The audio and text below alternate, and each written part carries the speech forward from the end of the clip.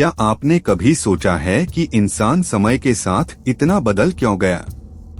क्या कारण है कि सतयुग का वो दिव्यता से भरा इंसान जो देवताओं के समान पूजनीय था, आज के कलयुग में स्वार्थ और अधर्म में डूब चुका है?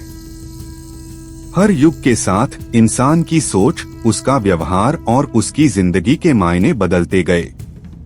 सतयुग की सच्चाई और आदर्शों से लेकर त्रेतायुग के संघर्ष तक, द्वापर युग के संशय से गुजरते हुए हम पहुँचे कलयुग की अराजकता तक। और अब सवाल ये है, कलयुग के अंत में इंसान कैसा होगा? क्या उसके भीतर इंसानियत का कोई अंश बचेगा या वह पूरी तरह अधर्म के अंधकार में खो जाएगा? आज हम आपको ले चलेंगे समय के उस सफर पर जहां हर युग में इंसान के बदलते चेहरे की कहानी छुपी है। और साथ ही जानेंगे कलयुग के अंत में इंसान का क्या होगा। क्या वह खुद अपनी प्रलय का कारण बनेगा या कोई दिव्य शक्ति उसे बचाने आएगी? तो जुड़े रहिए हमारे साथ और जानिए हर युग में कैसे बदला इंसान और कलयुग का अंत क्या संकेत देता है। एक, सतयुग, सच्चाई और आदर्श का युग। सतयुग, जिसे स्वर्ण युग भी कहा जाता है, मानवता का सबसे शुद्ध और उन्नत काल था। इस युग में इंसान का हर कर्म सत्य और धर्म के मार्ग पर आधारित होता था। मनुष्य अपने हर विचार में निष्कपट और अपने हर कर्म में निस्वार्थ था। इस युग में मानव के गुण देवताओं के समान माने जाते थे। उनकी शक्ति, तेजस्विता और आयु सभी कुछ असाधारण थे। इंसान हजारों वर्षों तक जीवित रहता था और उसका मुख्य उद्देश्य आध्यात्मिक उन्नति और मोक्ष प्राप्त करना था। मनुष्य प्रकृति के साथ सामंजस्य में रहता था। हर व्यक्ति तपस्वी था और हर जीवात्मा में ब्रह्मा का दर्शन होता था। कहा जाता है कि इस युग में कोई बीमारी या मृत्यु का भय नहीं था। लोग योग और ध्यान के माध्यम से ईश्वर से सीधा संपर्क करते थे। लेकिन सतयुग के अंत में धीरे धीरे मनुष्यों में अहंकार और लोभ के अंकुर फूटने लगे। तपस्या में कमी आने लगी और सत्य का मार्ग कठिन लगने लगा। यही कारण था कि सतयुग का अंत हुआ और त्रेतायुग का आरंभ हुआ। 2, त्रेतायुग, धर्म में कमी का आरंभ। त्रेतायुग वह युग था जब मानवता ने अपनी पूर्णता से पहली बार विचलित होना शुरू किया। इस युग में धर्म का पहला पतन देखा गया और मनुष्य के 4 स्तंभ सत्य, तप, दया और शुद्धता में से एक, सत्य, डगमगाने लगा। मनुष्य का शरीर सतयुग की तुलना में छोटा और कमजोर हो गया था। उनकी उम्र भी कम होकर कुछ हजार वर्षों तक सीमित हो गई। इस युग में पहली बार मनुष्य ने लोभ, ईर्ष्या और अहंकार का अनुभव किया। त्रेतायुग को भगवान राम के अवतार का युग माना जाता है। भगवान राम ने इस युग में मर्यादा पुरुषोत्तम के रूप में धर्म और आदर्श जीवन जीने का पाठ सिखाया। लेकिन इस युग में ही अधर्म और अन्याय भी बढ़ने लगे।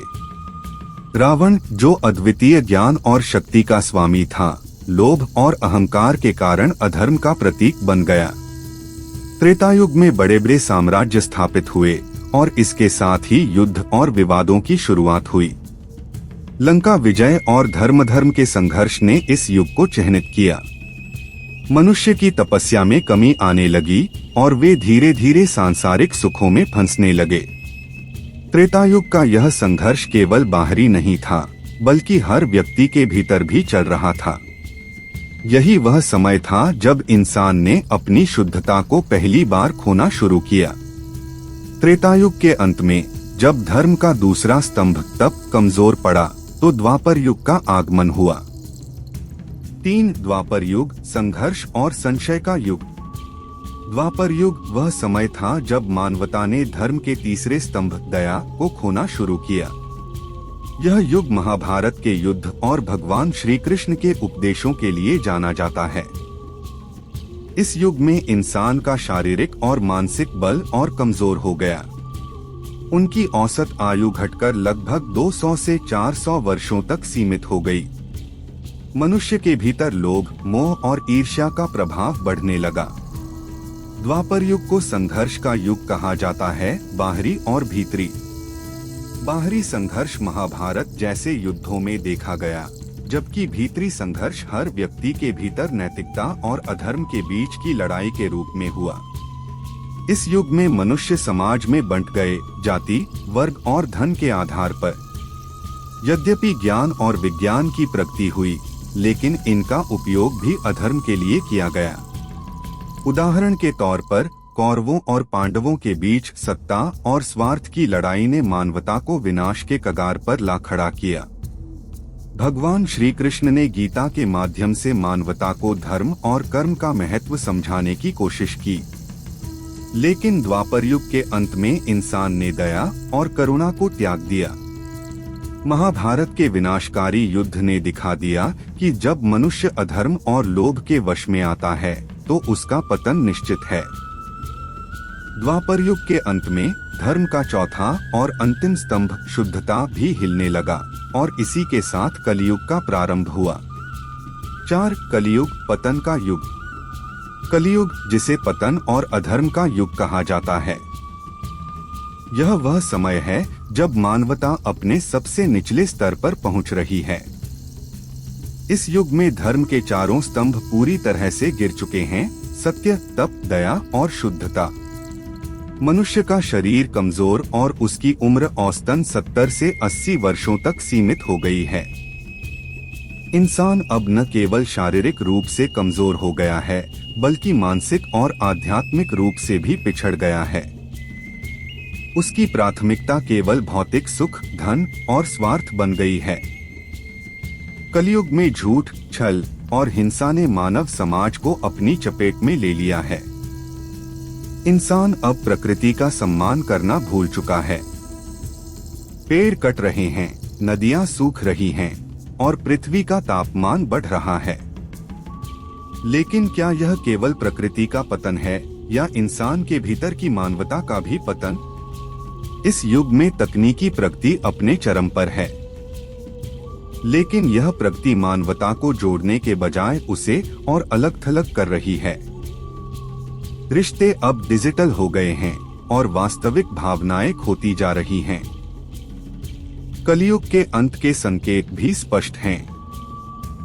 पुराणों के अनुसार जब अधर्म अपने चरम पर होगा और जब सत्य, धर्म और करुणा पूरी तरह समाप्त हो जाएंगे, तब भगवान विष्णु कल की अवतार के रूप में प्रकट होंगे। कल की अवतार एक बार फिर अधर्म का नाश करेंगे और पृथ्वी को पुनः शुद्ध करेंगे। इस युग का अंत विनाशकारी होगा, जहां प्राकृतिक आपदाएं, युद्ध और रोग मानवता को लगभग खत्म कर देंगे। लेकिन यही विनाश एक नई शुरुआत का संकेत देगा, सतयुग का पुनरुत्थान। सवाल यह है, क्या हम इस विनाश को रोक सकते हैं? क्या हम धर्म और सत्य के मार्ग पर वापस लौट सकते हैं? यह फैसला मानवता के हाथ में है। 5. कलियुग के अंत में कैसा होगा इंसान? कलियुग के अंत का समय, जिसे प्रलयकाल कहा जाता है, मानवता के पतन की चरम सीमा को दर्शाएगा। पुराणों और शास्त्रों के अनुसार इस समय इंसान का नैतिक और शारीरिक पतन पूरी तरह हो चुका होगा। कलियुग के अंत में इंसान का शरीर बहुत कमजोर हो जाएगा। उसकी औसत आयु केवल 20 से 30 वर्षों तक सीमित रह जाएगी। लोग कुपोषण और गंभीर बीमारियों से पीड़ित होंगे। मनुष्य के भीतर की सहन शक्ति और प्रतिरोधक क्षमता लगभग समाप्त हो जाएगी। मानसिक तनाव, अवसाद और अराजकता का स्तर इतना बढ़ जाएगा कि इंसान का जीवन अस्त व्यस्त हो जाएगा। इस समय तक सत्य, धर्म, दया और शुद्धता का नामो निशान मिट चुका होगा। इंसान पूरी तरह से स्वार्थ, लोभ और हिंसा के वश में होगा। रिश्वत, धोखा और हत्या जैसी घटनाएं सामान्य हो जाएंगी। मनुष्य केवल अपने हित के बारे में सोचेगा और किसी दूसरे की परवाह करना लगभग असंभव हो जाएगा। परिवार और रिश्ते केवल नाम के रह जाएंगे। माता पिता और बच्चों के बीच का प्यार, भाईचारे की भावना और समाज की संरचना पूरी तरह टूट जाएगी। धरती पर संसाधनों की कमी इतनी बढ़ जाएगी कि लोग भोजन, पानी और आश्रय के लिए एक दूसरे की जान लेने से भी नहीं हिचकिचाएंगे। नदियां सूख चुकी होंगी, जंगल समाप्त हो जाएंगे और पृथ्वी का तापमान इतना बढ़ जाएगा कि जीवन मुश्किल हो जाएगा। प्रकृति अपना प्रकोप दिखाएगी। लगातार भूकंप, तूफान, बाढ़ और सूखा जैसे प्राकृतिक आपदाएं इंसान की रही सी उम्मीद भी छीन लेंगी। इंसान की ईश्वर में आस्था लगभग समाप्त हो जाएगी। धर्म केवल दिखावे के लिए होगा और पूजा पाठ केवल स्वार्थ सिद्धि का माध्यम बनकर रह जाएगा। इंसान अपने भीतर की आत्मा को पूरी तरह खो चुका होगा। उसके कर्म केवल अधर्म और लोभ से प्रेरित होंगे। इस समय तक अधर्म अपने चरम पर होगा और इंसान के अंदर की इंसानियत पूरी तरह खत्म हो चुकी होगी। शास्त्रों के अनुसार कलयुग के अंत में चारों तरफ अंधकार होगा। सूर्य की चमक मध्यम पड़ जाएगी और चंद्रमा का प्रकाश धुंधला हो जाएगा। लेकिन यह अंधकार किसी नई शुरुआत का संकेत भी होगा। भगवान विष्णु कल की अवतार के रूप में प्रकट होंगे। वे अधर्म का नाश करेंगे और मानवता को एक नई दिशा देंगे। यह प्रलयकाल पृथ्वी को शुद्ध करेगा और सतयुग की पुनः स्थापना का मार्ग प्रशस्त करेगा। लेकिन सवाल यह है, क्या इंसान इस विनाश के आने से पहले संभल सकता है? क्या हम धर्म, सत्य और दया के मार्ग पर लौट सकते हैं? यह फैसला केवल हमारे कर्मों और हमारी चेतना पर निर्भर करता है। तो दोस्तों, हर युग में इंसान का स्वरूप और स्वभाव बदलता गया है। लेकिन क्या हम अपने प्रयासों से कलयुग के अंत को टाल सकते हैं? क्या धर्म और सत्य को अपनाकर हम भविष्य को बदल सकते हैं? यह फैसला आपके और हमारे हाथ में है। अगर आपको यह वीडियो पसंद आई हो तो इसे लाइक करें, शेयर करें और हमारे चैनल को सब्सक्राइब करना न भूलें। अगली बार फिर मिलेंगे एक और रहस्यमयी और अद्भुत कहानी के साथ।